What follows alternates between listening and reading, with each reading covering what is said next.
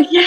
Woohoo! Yeah, and I think we started before Hello, it went live, hello. which is fine. We are live. Yeah. Yes, it's all there. Yeah. Hi, everybody, and welcome to another conversation on being. Since the other layout was for a three-way, we chose this one. So how Yeah, does it get even because better than that? conversation on being is actually being you without hiding as well. And Very much so. very much so. And our conversation are between Rachel and Helen. And usually we interview some being you facilitators, but it looks like probably from now on it will be just two of us. Or Talking not. We'll or see. not. Whoever It will would be like to mix play and is match. welcome to play. But since we're both Being You certified facilitators and we've been interviewing everybody else about Being You certified Mhm. facilitators, I've got questions for you, my friend. I mean, Sounds we good. haven't heard your story. We haven't heard your favorite tools. We haven't heard what's delighted you. So tell us everything. What brought you to Access? What brought you to Being You tools? It's separate because I was in a little gathering of friends Mhm. yesterday, and I hadn't spoken to them quarantine wise. We used to get together for weekly bars exchanges, and suddenly, no more weekly bars exchanges. So we got together on a Zoom just to catch up, and they're like, wow, so how is it being a Being You certified facilitator? And I said, it's actually changed my way of being and functioning. So I noticed things unfolding differently in my world. How is it in your world? Because one thing is, I found the magical tools of Access. And the other thing is, I've taken the magical tools of Access and I'm exploring them in a space that's a little bit different, that isn't really different, but it is the space Different. that most of us kind of go, see no evil, Mhm. hear no evil, speak no evil, or whatever it is that we think is evil, whatever. But we don't tend to really be. Being you is more like being the tools in a different way for me. At least that's the way it's been kind of marinating in my world over the last few weeks. So, how has that been for you? Well, there is two parts to it. What brought me here, kind of like the journey and how it's changed now. Um, I would probably start with the journey. Yes, please. It's so funny because I always was searching, always was looking for that magical pill, magical tool, magical something that will change all of it, all of my life, because there was always struggle, there was always something. And I remember the space of being, which is kind of weird, when I was 6 years old. And it was very traumatic experience for the 6 year old when I had open heart surgery for the At first 6? at 6, yeah. I didn't realize that was at 6. See, learn something new every day. I'm sorry. Go Yeah, ahead. no, that was another open heart surgery. I mean, Yeah, I had two of them, but yeah. the first one was kind of, I guess, broken heart when I was 6 years old. And after I came out of it, I remember being very scared, being very kind of like, what's going on, alone, because at that time they wouldn't let parents in. So I was in that ICU bed where there was like a few beds, and like I had out of body experience where I saw people dying and lots of trauma, lots of drama. And so that 6 year old kind of like was scared. And I remember that rain, there was no air conditioner, so the window was open, and the raindrops were falling on my face. And suddenly I felt kind of like oneness was everything. There was that overwhelming feeling of love, overwhelming feeling of joy, an overwhelming feeling of well being. despite pain, despite everything. And I felt I will be okay. And I still get tears. Yeah.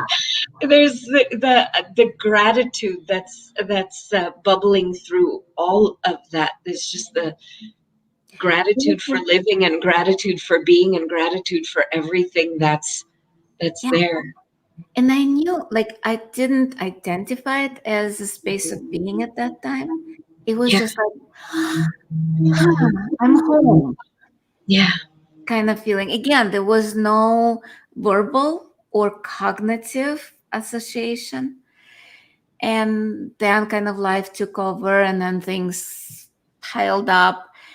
But I was always looking for that feeling, which was not a feeling, that space of being. Yeah. So I started doing yoga at 11. I started doing meditation. And there were glimpses of that during meditation. There were like seconds. It's like, and then it would disappear. And then I did creative visualization. I did so many modalities over the years. And I did Akashic Records, and that was a space of being. When I would open the records, it was space that of love, but somehow, again, I couldn't hold it for long periods of time at that time, like in the beginning. And then trauma and drama would take over, and I would forget to open the records. I would forget to do the meditation. And then again, it's like, okay, I'd like to have that. And then another modality, maybe that will give me the long lasting effect of that. Not until I actually took the bars class where I was in that space during the bar session. And the girl kind of like said, oh, and by the way, there is that book, Being You, just came out. I can't hear you, Rachel. Can't hear you at all. Sorry. Muted yourself. Yeah. No, there was a helicopter going by. Yeah. But whatever. Wherever we can ignore helicopters. Yeah. So with that, I'm like, okay, what's next? What's next? What's next? But what's interesting, when I got the Being You book, that was my kind of like first day. Mm-hmm. I started reading it immediately. And 3 days later, after Bar's class, I was going to India, which was very traumatic and very, very different from what I expected. Chicago, India. Yeah, there's the world. Right. And it was, let's put it this way, trip from hell. And I'm glad you had that book in the bars class, that's for sure. What? I'm glad you had the book and the bars class. Exactly, because I don't think I would have survived that trip without the tools.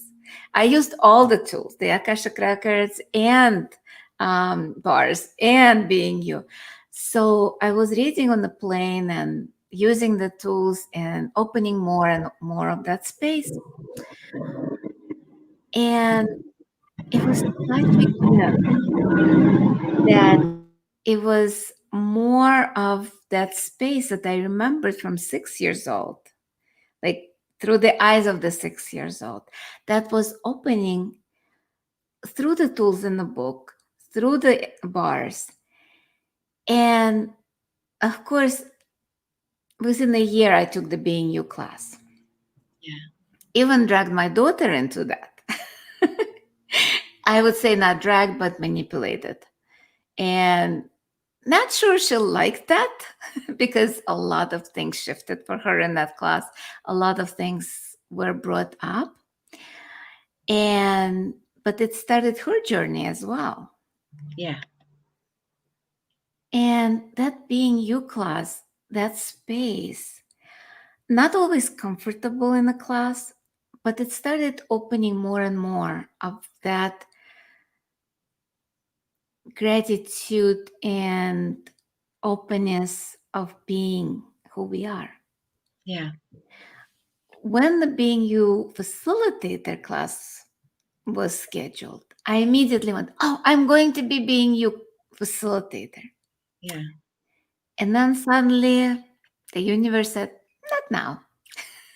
Because again, trauma and drama of the world and my own, because my own trauma and drama is the trauma and drama of the world in that moment, as we know. Who cares about the world? But when I'm in pain, it's you see it through your eyes. That's the filter with which you're playing in the world, being in the world, moving in the world. So yeah, of course it's going to be through your perspective. And also I knew that things would change, definitely change, when I would take that class. Hell yeah. And so I'm like, okay, the second Being You comes around. I'm in Rome. I'm in there. I was there next to you. I remember. And I'm like, should I take it? Should I not take it? And it was pulling me so strongly. And again, I resisted and reacted to that. It's like, nope, not doing it now. Don't want to do that.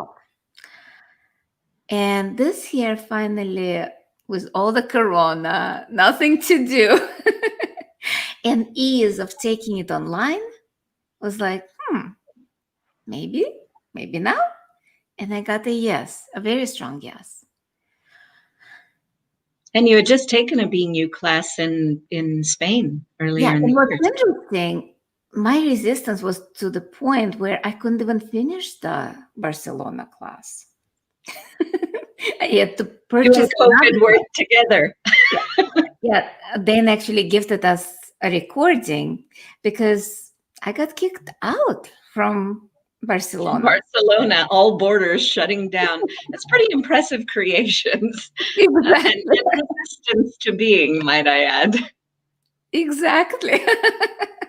Very strong resistance to being. And I still, I guess, overcome that.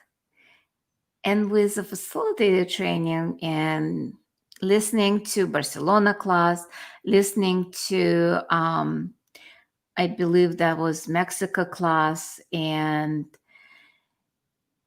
things shifted so much where that calmness, that peace, that overwhelming sense of me, Space of you.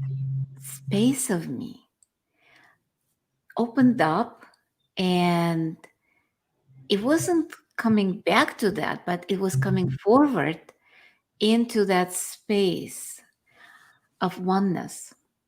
Yeah. Which was such a gift that I didn't realize, and it didn't happen immediately with the class or during the class.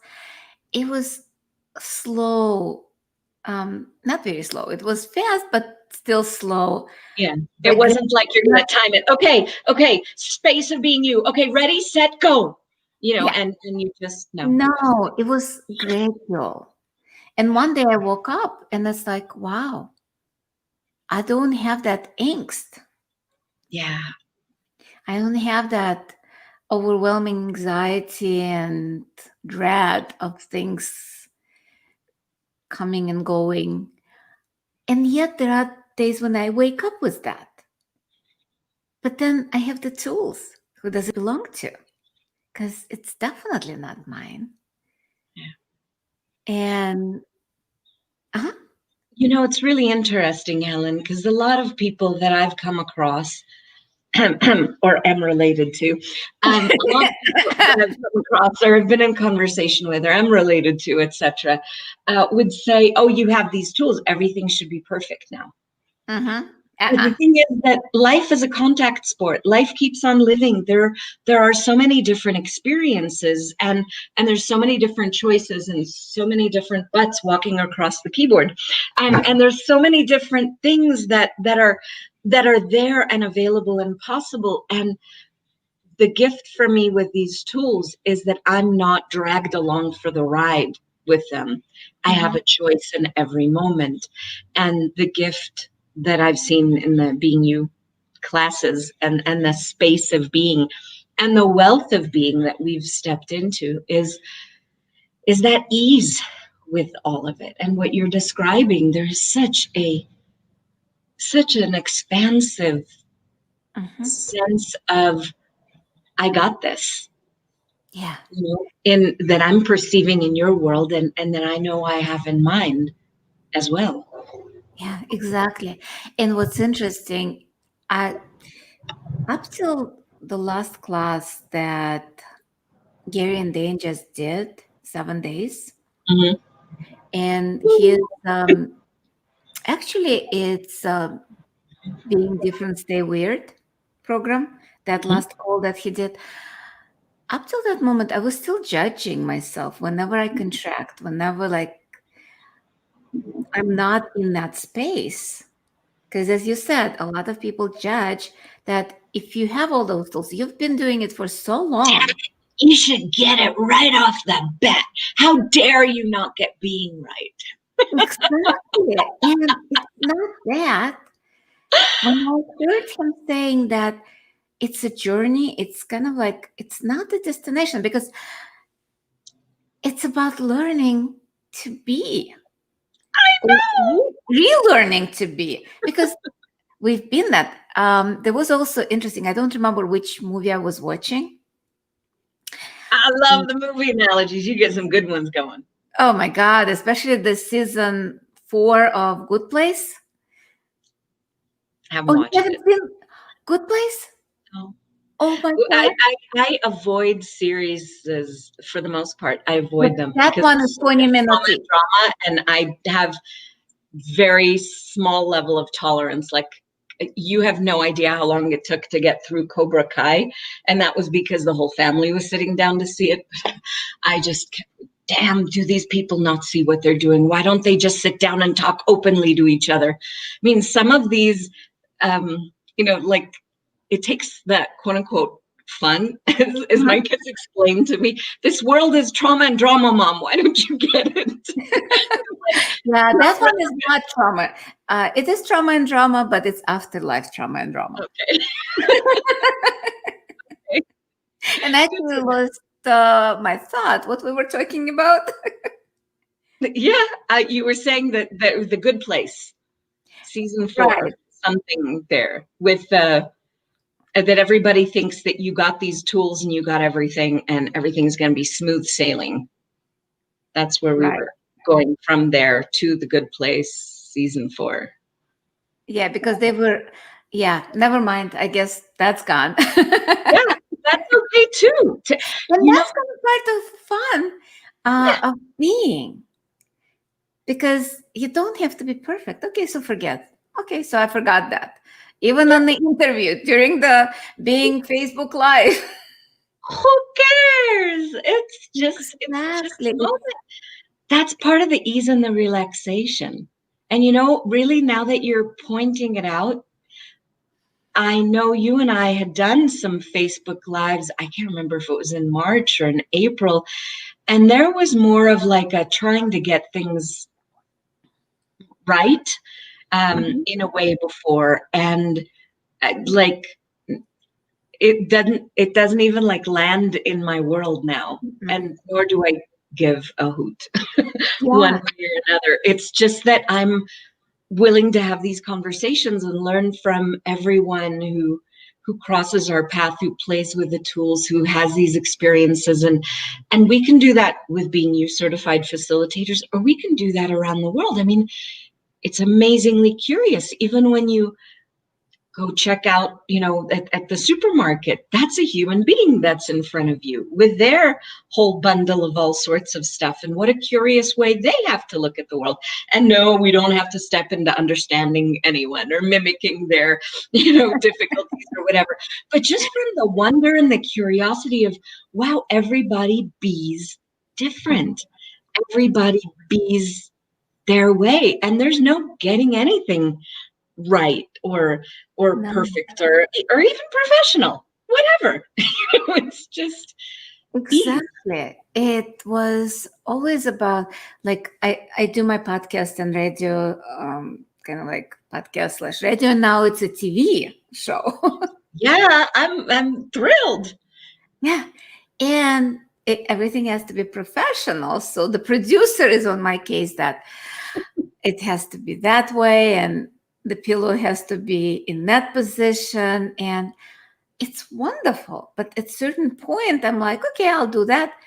But then with being me, with that space, because I always go into that space of being with the radio show, kind of like, okay, so yeah, we have the space. And if it's not perfect, so be it. Especially the first show. That was so funny because with every preparation we made, we went on the air and the technology wasn't working.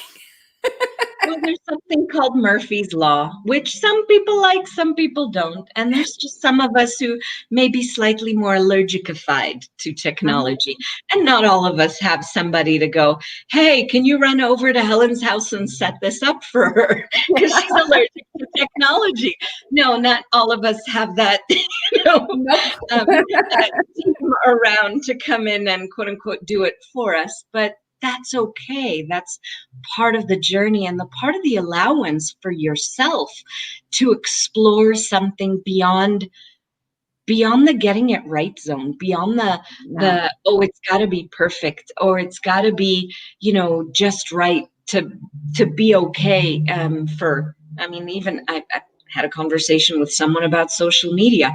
Oh, the posts have to be like color coded, or there has to be a particular theme or a particular style. And personally, I'm all over the place. Personally, I wake up in the morning and I have no idea what I'm going to necessarily post. And sometimes I don't post because I'll just go with what delights me and lights me up. And that's what I'll contribute or share about. But there isn't a have-to-ness in that. It's Not anymore. choice-to-ness. And I remember when I just started with the pressure to do Facebook Lives, and I would not do videos. Like for a few years, probably a couple of years, I would not do videos. First of all, I had a lot of judgments how I look in the video. I had a lot of judgments about me even like saying things, and to the point where I don't have anything to say to people. Whatever I say, it's not important. With Gary and Dane, that's important. Rachel is important. Blossom is important. Like everybody was important, but whatever I said, people wouldn't listen to me.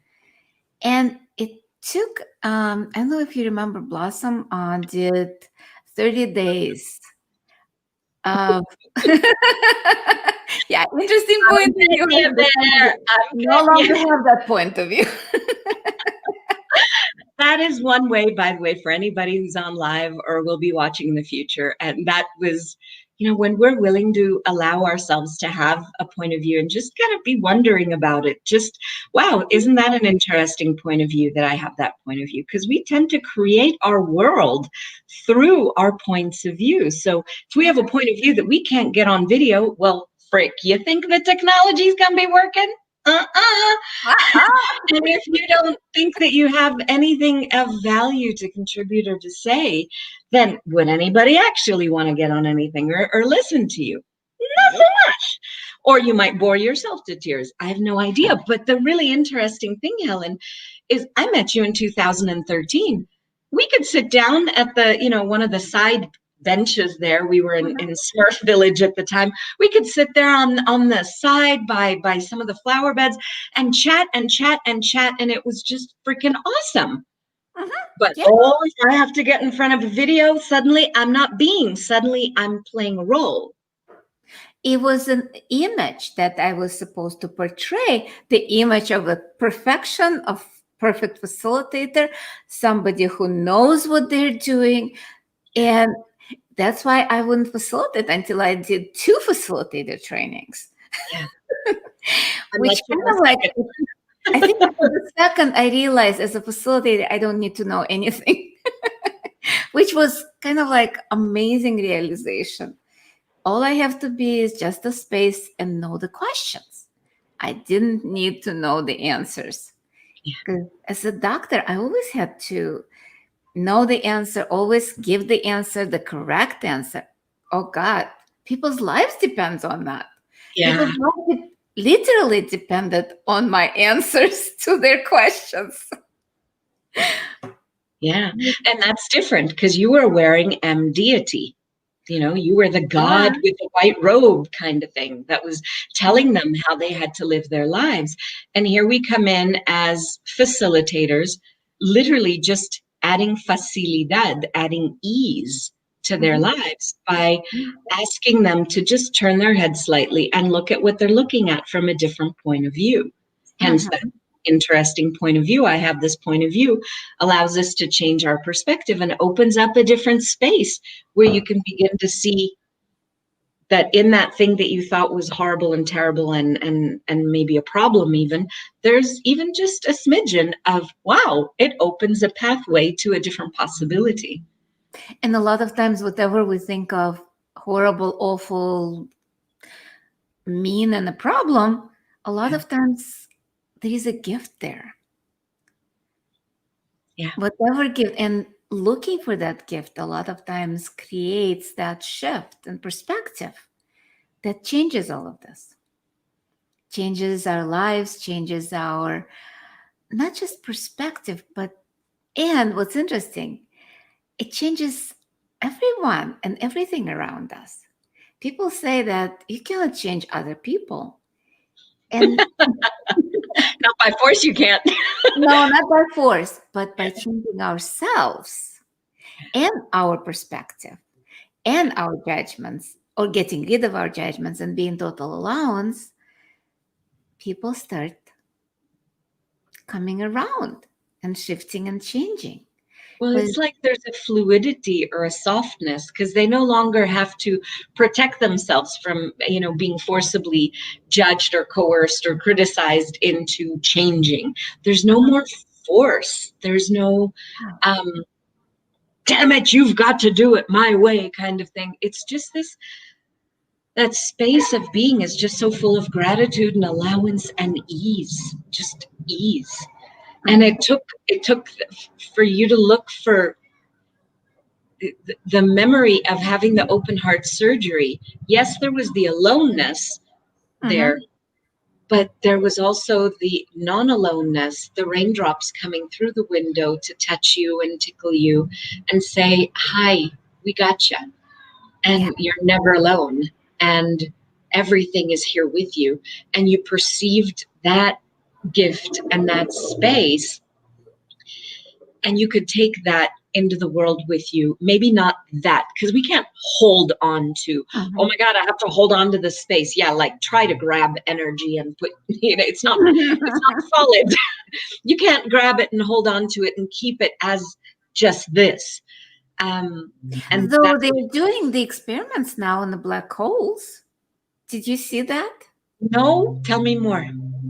There is an article that I forgot the institute that works on it. They're actually starting to open up the doors in different dimensions. And they've been playing with creating small black holes. That would be interesting. I know. And I'm like, well. I'm not sure I necessarily want to go there. I'd rather expand on my abilities to do different things. But, to each his own, I guess. And maybe there is something in there that would be. I guess you can hold the energy in space. Maybe so. If you're willing maybe to be space, maybe that expansion of being is what allows kind of, maybe not held, but opened. I don't know. So what if it's a choice just to be that space? And the mornings when I wake up and it's like everything outside, like bombarding with awarenesses of everybody's poop. That's a good way of putting it. And there's a lot of it. There's a lot of fear and upset and trauma and drama and conspiracy theories and political stuff and I don't know, just hatred and whatever else is going on out in the world. And we don't even have to hear it. We perceive it. Exactly. You might not perceive it in words, but it's still the energy of that yuck. Yeah. And it's a choice to take it in, say, oh my God, I feel so bad. Or, oh, I'm perceiving that. Interesting. Interesting choice people have, interesting energies out in the world. Okay, who does that belong to? And what contribution can I be today? To Earth and to the universe and even to those people that whoever is willing to receive it and just ask for it. And what grand and glorious adventure can I have? And with all of those questions, a lot of times that yuck mug stuff starts melting. Yeah. And that's when the space of being starts showing up more and more. And then all of life comes to us with ease, joy, and glory. Kind of like, oh, cool. I'm having so much fun, like a little kid here going, banner, banner, banner, banner. This is so much fun. Sorry. All of those questions or mantra, it's energetic life-saving tools. I cannot think of the name of that ring that the boats usually throw people in the water when Lifesaver. Lifesaver. Like yeah, truly. I thought that was something different, but yeah, when you all of those questions are lifesavers that you can use all the time. Yeah. You are anxious? Okay, ask. First of all, who does that belong to? Because a lot of times you might have, or I can have anxiety about something or excitement. And that's vibrational frequency of like certain wavelengths. If somebody is in anxiety and vibrating at the same frequency, it creates a resonance frequency, which raises that vibration. So if you're vibrating at like 5 and she or he vibrating at 5, now it's at 10 because it combines that frequency. And then another one vibrating at 3. So it adds up. So now it's 11.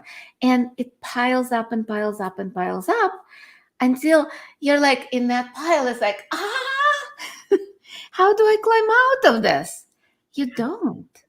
You just ask, okay, who does all those frequencies belong to? Who do those thoughts, feelings, and emotions belong to? Let's return it back. And so now it starts going back and back and back. And now you're back at your 3 or 5, and it's manageable. And you're like, okay, all of life comes to me with its joy and glory. It even erases that. Yeah. And how much do we resist actually using the tools? Because we like being under the water and being the victim of circumstances.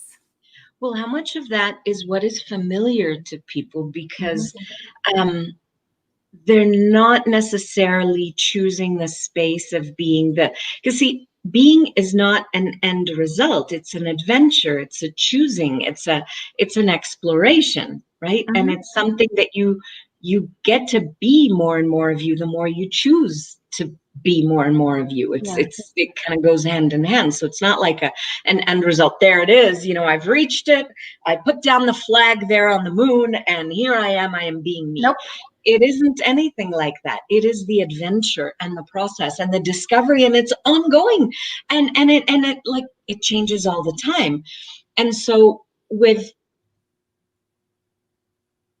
a lot of people, oh my goodness, that is a beautiful butterfly. Sorry, head went in a different direction. Like a little distracted 5-year-old. That's what space of being is. The wonder, noticing, being aware of everything, and especially seeing the beauty in everything. So glad you said that, because oh, here's a butterfly. And when we redirect that to the butterfly, how much of that yuck starts disappearing? You just don't notice it as much, especially when you're with nature. You know, Because when things get overwhelmed, people like overwhelmed, I cannot deal with that. And then if you see something like a beautiful butterfly, you look at that, and that side that was like piling up, suddenly, because a lot of it doesn't have even substance. We create the substance with our fears and anxieties and all of that. yeah. Suddenly, like that balloon that you're not blowing into starts shrinking. Yeah. Yeah. And then you look, oh, I forgot to blow into that. I forgot to maintain my upset. Oh, that's what I was trying to say, is that most of the time we're not being, we're actually responding to what we think other people require us to be. Yeah. And that's a big difference between the ease which we have when we're willing to be ourselves, and the ease which I've noticed in my world the last few months, and especially after playing more in the space of the Being You tools and being you and just being, just being, and very, very different from the trying to please anyone and everyone else based on how we think, we have to be for them, or what's going to please them, or what's the appropriate way of being. I'm willing to be inappropriate now.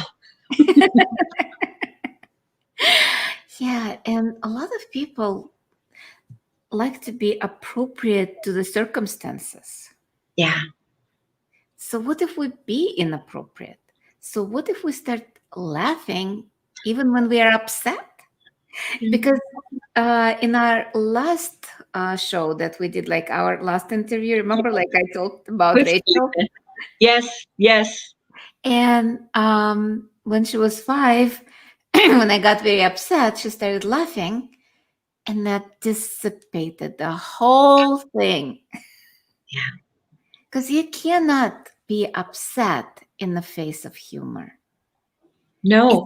And actually, when you're willing to laugh at something, you're willing to see the humor in something, you can see the place where it can begin to unlock. You can see the ridiculousness.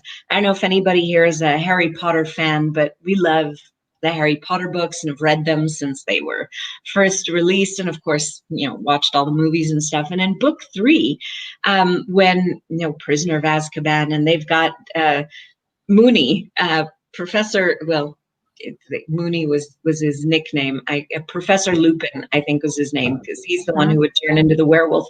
He was the defense against the dark arts teacher, and he had all the kids actually doing things to learn how to protect themselves. And he had what was called a boggart, or like our own personal boogeyman, right? Inside the cupboard, inside the closet. And he would open the door, and each kid in turn, in a lineup, they'd have their wand, and they'd have to say the spell for it, which was ridiculous. No matter what it presented, they had to make light of it in order to get it to change. So I can't remember. Oh, yes, I do remember. It was Neville Longbottom, one of the students, was terrified of Professor Snape because he was always so severe and so, you have not done whatever. I can't do his accent, but Nestle does. My daughter does. So she has a lot of fun with that. But he would petrify the student to the point where he couldn't even be present. Well, as soon as he did that charm, ridiculous, it was funny because Snape appeared with a big vulture hat. That was the grandmother's hat and the grandmother's clothing, and looked totally ridiculous. And it started everybody laughing. And the more laughter there was there, I think another one came out, and it came out like a spider, and, a scary, huge, tremendous spider. But when you put roller skates on the spider, and it's not like he's thinking that, he's just saying ridiculous, and then something ridiculous opens up. And that's where you're no longer in the fear and the drama and the trauma and the upset and the unchangeability. It's exactly where you inject a little bit of that space of being, and that space of being includes the humor. Yeah, because you cannot look at the world without humor, especially nowadays with all the stupidity and all the insanity in the world with COVID. Yes, Yeah. it is a disease that can kill, Yeah. but so is cancer, so is heart disease, so is a lot of other diseases. So is lightning, and So is so lightning. are car accidents or airplane accidents or whatever else. There's innumerable ways of Yeah. And so is the flu, and so exiting. is like a lot of other diseases. And yet the world closed down on the whole corona issue, where all the borders are closed, people have to stay at home. And to the point of martial law, where people can go after dark. And I'm like, wait a second, is the virus more active after dark than Yeah. before dark? We had that too. We had to be in, like, at first it was by 5 p.m. Everybody had to be in their homes. Then they extended it to 6. And then at some point it made it to 9. And now we no longer have a nighttime curfew because I think the virus itself no longer cares, specifically about the hours. But it's just odd. I think more than anything, it's just to keep people contained and separate.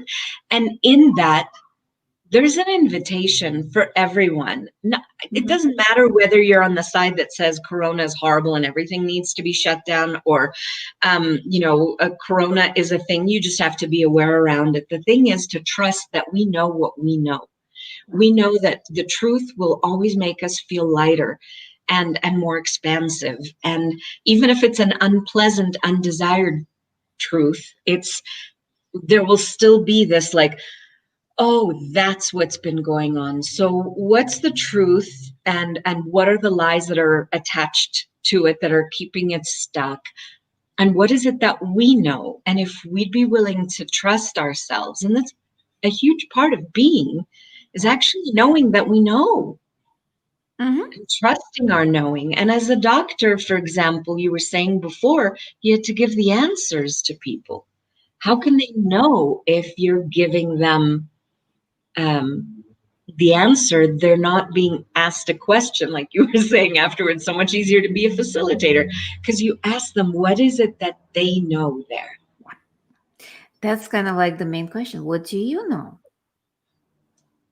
Yeah, Does it feel light for you? yeah, What is that for you? yeah, So, exactly. And people do know. And what's interesting with Corona, with all the isolation, a lot of times people are even more connected because we're not alone. Because yeah, thank God for technology, because we can be on a Zoom, we can be Facebook Live, we can be on YouTube, we can do a lot of things to connect to people. yeah, And yes, we cannot hug. Like I'm going to Florida to Miami. I'm doing body class in the beginning of November, November 6th through 8th. And I'm visiting a friend. And she has some issues where I would probably wouldn't want to be with her after flying and having all the germs. Not necessarily even corona. It might be other germs that she shouldn't be exposed. And we're like, okay, but we're still seeing each other. Let's go to Botanic Garden and just walk around and talk and just be together. yeah.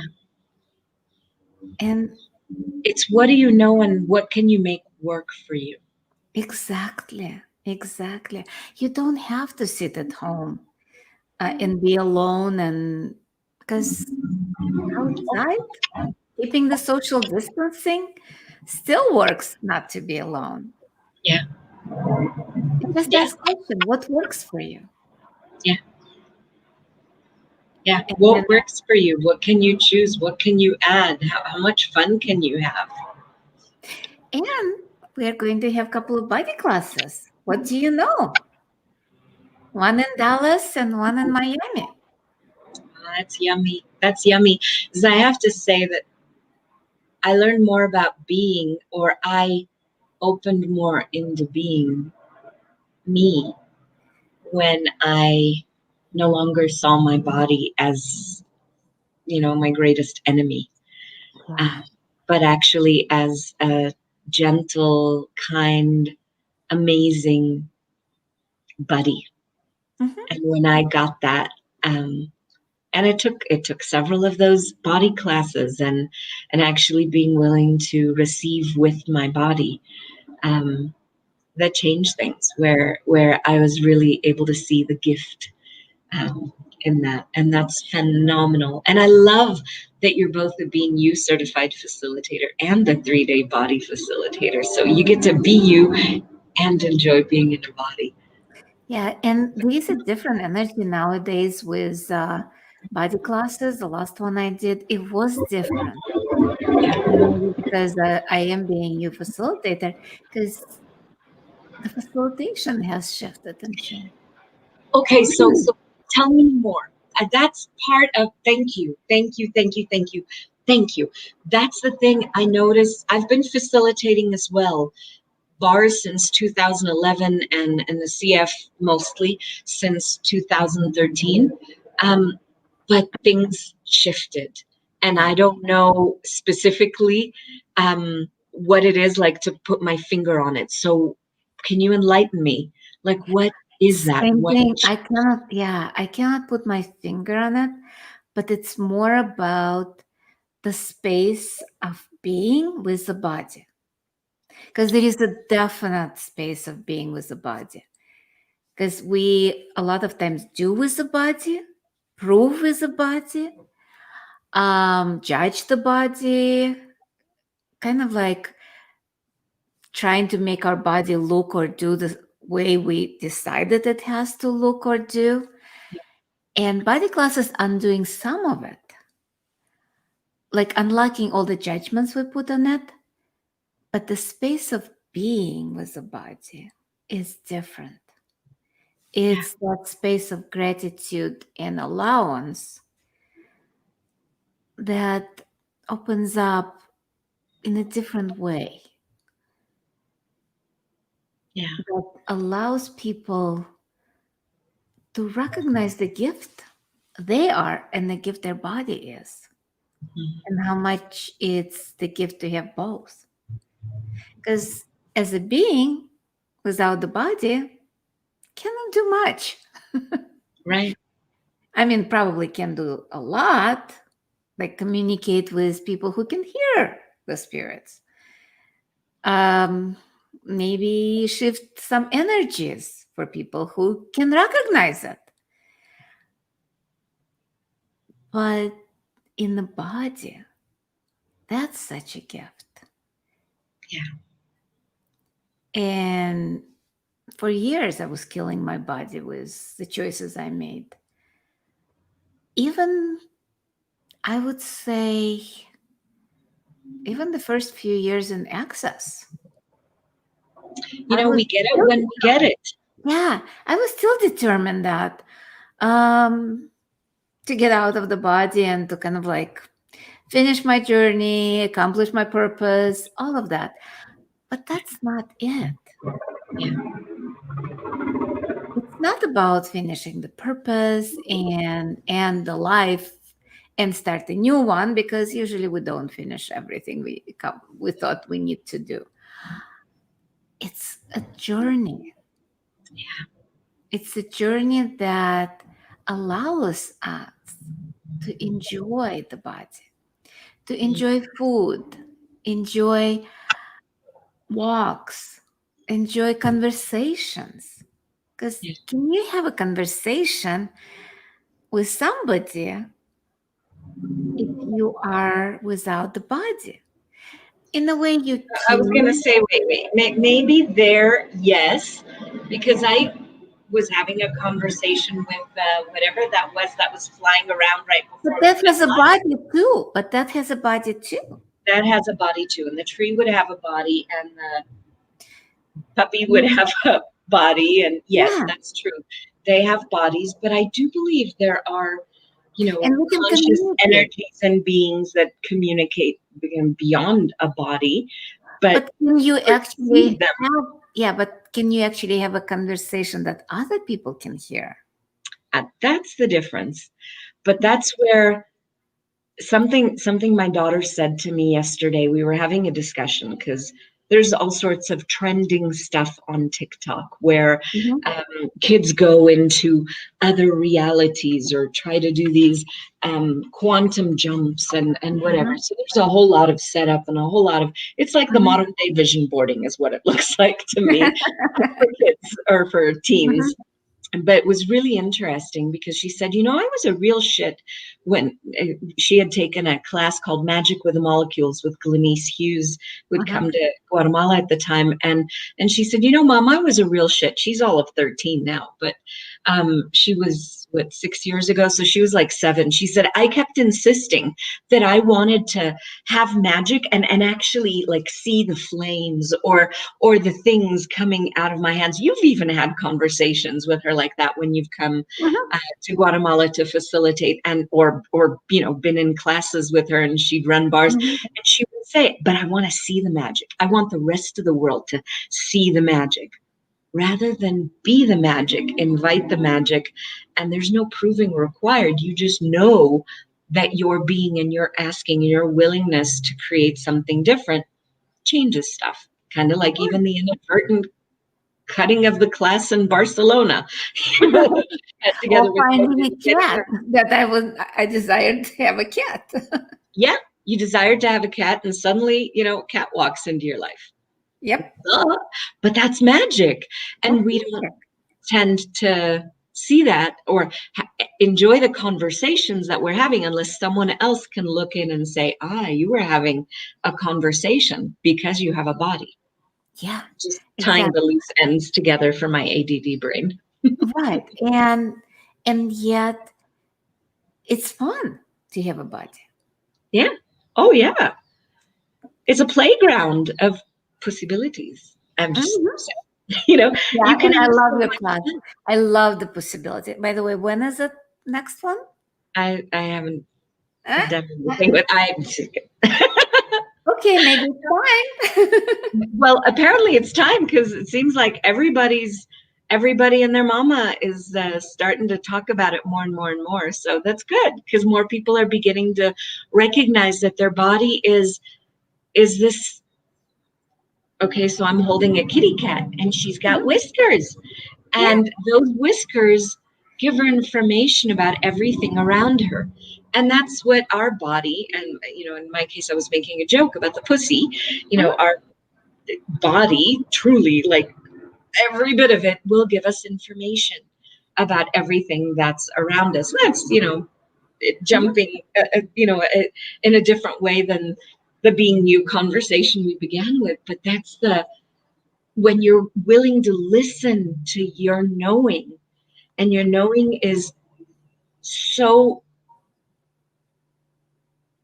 it's subtle. The whispers are so subtle. Like, that you know, but how many times do we override our knowing? Do we override our being? Do we override our bodies in favor of what we maybe be resentful about or feel compelled to do because, or whatever it is from the outside world, rather than what do I know?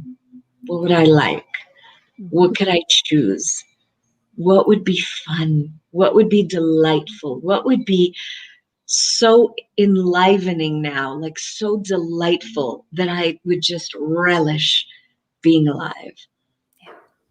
And that's a different energy of being. And it looks so different, not just from person to person, but from moment to moment. It is. And it's about actually choosing every moment to moment. Because as we started that conversation, we're not perfect. And it's not about perfection. So we screwed up this 10 seconds. And then, okay, so what do I choose now? Okay, well, maybe not my brightest moment in this moment.